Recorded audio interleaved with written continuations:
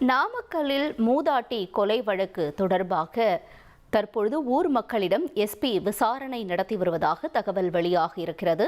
கூடுதல் விவரங்களை செய்தியாளர் ஸ்ரீதர் வழங்கிட கேட்கலாம். ஸ்ரீதர், ஏற்கனவே தனிப்படை அமைக்கப்பட்டிருக்கக்கூடிய நிலையில் தற்பொழுது எஸ்பி அவர்களுடைய விசாரணை தொடர்பான தகவல்கள் என்ன? நாமக்கல் மாவட்டம் சித்தம்பூண்டி அருகே குளத்துப்பாளையம் பகுதியைச் சேர்ந்தவர் சாமியாத்தால், வயது 67. இவர் தோட்டத்தின் வீட்டில் தனியாக வசித்து வந்தார். இந்த நிலையில் கடந்த ஜூன் 7ஆம் தேதி இரவின் வீட்டில் முன்பு கட்டிலில் தூங்கிக் கொண்டிருந்த மூதாட்டியை மர்ம நபர்கள் தலை, கழுத்து உள்ளிட்ட பகுதிகளில் வெட்டினர். இதனை அடுத்து அவர் கோவையில் உள்ள தனியார் மருத்துவமனையில் அனுமதிக்கப்பட்டார். அங்கு சிகிச்சை பலனின்றி உயிரிழந்தார். இந்த சம்பவம் அந்த பகுதி முழுவதும் பெரும் பரபரப்பை ஏற்படுத்தியது. இந்த நிலையில் இது குறித்து நாமக்கல் எஸ்பி மற்றும் நல்லூர் போலீசார் சம்பவ இடத்திற்கு சென்று விசாரணை நடத்தினர்.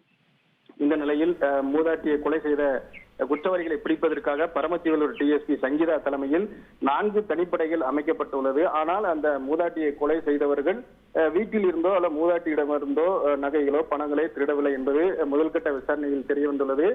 இந்த சூழ்நிலையில் தான் நல்லூர் காவல் நிலையத்தில் நாமக்கல் எஸ்பி ராஜேஷ் கண்ணன் அந்த உயிரிழந்த சாமியாத்தேலின் உறவினர்கள் மற்றும் ஊர் பொதுமக்களிடம் இன்று விசாரணை நடத்தினார். அப்போது தனிப்படைகள் அமைக்கப்பட்டுள்ளதாகவும் அவர்கள் விரைவில் குற்றவாளிகளை பிடித்து விடுவதாகவும் தனியாக வசித்து வரும் நபர்கள் வீட்டில் சிசிடிவி கண்காணிப்பு கேமராக்களை அமைக்க வேண்டும் எனவும் ஊர் பொதுமக்களிடம் எஸ்பி ராஜேஷ் கண்ணன் தெரிவித்ததாக அந்த பகுதியைச் சேர்ந்த பொதுமக்கள் தெரிவித்துள்ளனர். தற்போது வரைக்கும் அந்த 4 தனிப்படைகள் அமைத்த அந்த போலீசார் தீவிரமாக விசாரணை நடத்தி வருகின்றனர்.